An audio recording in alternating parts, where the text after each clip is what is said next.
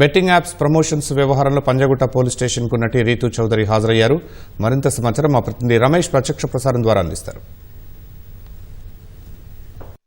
Betting app వ్యవహారంపై పోలీసుల దర్యాప్తు కొనసాగుతుంది. ఇప్పటికే పంజాగుట్ట పోలీస్ స్టేషన్ పరిధిలో నమోదైన 11 మంది యూట్యూబర్లకు సంబంధించి కూడా పోలీసుల విచారణ కొనసాగుతుందని చెప్పవచ్చు. ఇప్పటికే ఈ కేసులో ముగ్గురిని ఇటు టేస్టీ తేజతో పాటు కానిస్టేబుల్ కిరణ్ గౌడ్, తర్వాత విష్ణుప్రియన్ అయితే ఉదయం నుంచి కూడా సుదీర్ఘంగా పంజాగుట్ట పోలీసులు అయితే విచారిస్తున్న జరిగింది. మధ్యాహ్నం తర్వాత మరొక యూట్యూబర్ అయిన రీతూ చౌదరి కూడా పోలీస్ స్టేషన్ కి చేరుకొని విచారణకు అయితే హాజరు కావడం జరిగింది. అయితే వీరందరూ కూడా బెట్టింగ్ యాప్లకు సంబంధించి కూడా ప్రచారం చేయడంతో కూడా అమాయకమైన యువతి యువకులకు సంబంధించి కూడా పెద్ద ఎత్తున పెట్టుబడి పెట్టడంతో కూడా లక్షలాది రూపాయలకు అయితే పోగొట్టుకుని తర్వాత ఆత్మహత్యలకు పాల్పడిన ఘటనలు చాలా వరకు అయితే ఇప్పటివరకు అయితే చూసినా తెలిసింది. అయితే బాధితులు ఇచ్చిన ఫిర్యాదు మేరకు అయితే పోలీసులు ఇటు ఈ రోజు పంజాగుట్ట పోలీస్ స్టేషన్ లో సంబంధించి కూడా దర్యాప్తు అయితే కొనసాగుతుందని చెప్పొచ్చు. ఈ కేసుతో పాటు తాజాగా మియాపూర్ లో కూడా ఈ బెట్టింగ్ యాప్ లో ప్రమోట్ చేస్తున్న సినీ ప్రముఖులకు సంబంధించి కూడా 6 పైన కేసు నమోదు కావడం, తర్వాత 19 మందికి సంబంధించి ఇటు టీవీ యాంకర్లతో పాటు తర్వాత సోషల్ మీడియా ఇన్ఫ్లుయెన్సర్కి సంబంధించి కూడా పోలీసుల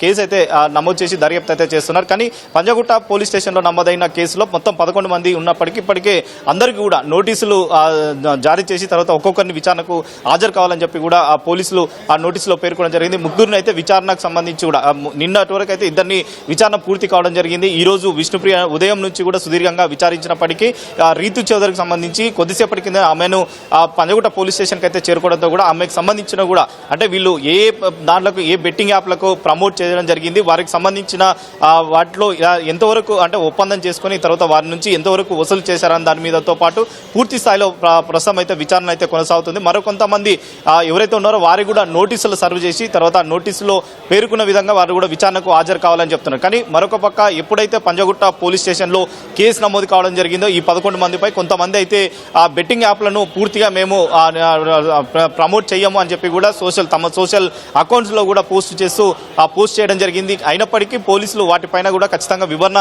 ఇవ్వాలి. వివరణకు సంబంధించితో పాటు దీనిపైన కూడా ఒప్పందం చేసుకున్న దానితో పాటు తర్వాత అమాయక ప్రజలు ఎక్కడైతే బెట్టింగ్ యాప్లపై కూడా ప్రమోట్ చేస్తూ కూడా అమాయకాలకు సంబంధించి కూడా ప్రాణాలు కోల్పోతున్నారు. కాబట్టి వీటిపైన కూడా తెలంగాణ పోలీసులు ఇప్పటికే వీటిపైన కూడా సీరియస్ యాక్షన్ తీసుకోవడంతో పాటు తర్వాత వారిపైన కూడా చర్యలు తీసుకున్నందుకు కూడా ప్రస్తుతం అయితే దర్యాప్తు కొనసాగుతున్నారు. కాబట్టి దర్యాప్తు తర్వాత పోలీసులు ఎలాంటి చర్యలు తీసుకోబోతారనేది కూడా చూడాలి. మరొక పక్క ఈ బెట్టింగ్ యాప్ల పైన కూడా పూర్తిగా ఈడీ ప్రత్యేకంగా దృష్టి సాధించడం జరిగింది. ఇప్పటికే పంజాగుట్ట పోలీస్ స్టేషన్ లో నమోదైన కేసు ఏవైతే ఉందో వాటిని పూర్తిగా వివరాలు సేకరించడం జరిగింది. దీంట్లో మనీ ల్యాండింగ్ సంబంధించితో పాటు తర్వాత లావాదేవీలకు సంబంధించి కూడా ప్రత్యేకంగా దృష్టి పెట్టి వీరి బ్యాంకు ఖాతాలు కానీ తర్వాత వీరు అకౌంట్లకు సంబంధించి కానీ వీరు వివరాలు అయితే ప్రస్తుతం ఈడీ అధికారులు సేకరిస్తున్నారు. ఈడీ అధికారులు సేకరించిన తర్వాత పూర్తి స్థాయిలో వివరాలు వచ్చిన తర్వాత ఈడీ అధికారులు కూడా ఎఫ్ఐఆర్ అయితే చేసే అవకాశం ఉంది. ఎఫ్ఐఆర్ చేసిన తర్వాత కూడా వీరికి నోటీసులు ఇచ్చి వారిని కూడా విచారించే అవకాశం అయితే తెలుస్తుంది. కానీ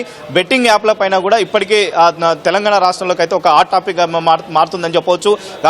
గత కొన్ని రోజుల నుంచి కూడా బెట్టింగ్ యాప్లపై కూడా సామాజిక మాధ్యమంలో ఎవరైతే ప్రమోటర్లు యూట్యూబర్లకు సంబంధించి కూడా ఇన్ఫ్లుయెన్సర్స్ ఎవరైతే ఉన్నారో వారు పూర్తిగా చేయడం వల్ల ఎంతో మంది అమాయకులు ఏదంటే వాళ్ళు పెట్టుబడులు పెట్టి లక్షల్లో పెట్టుబడులు పెట్టి వారి ఆత్మహత్యలకు పాల్పడుతున్నారు. వారి కుటుంబాలకు సంబంధించి కూడా చిన్నమైన అయిన పరిస్థితులకు నెలకొన్నాయి. కాబట్టి వారిని ఎవరు కూడా ప్రమోట్ చేయొద్దు అని చెప్పి కూడా ముఖ్యంగా ఇటు సీనియర్ ఐపీఎస్ అధికారి సంజనార్ కూడా సామాజిక మాధ్యమంలో కూడా ఇప్పటికే కొంతమందిని అయితే కోరడం జరిగింది.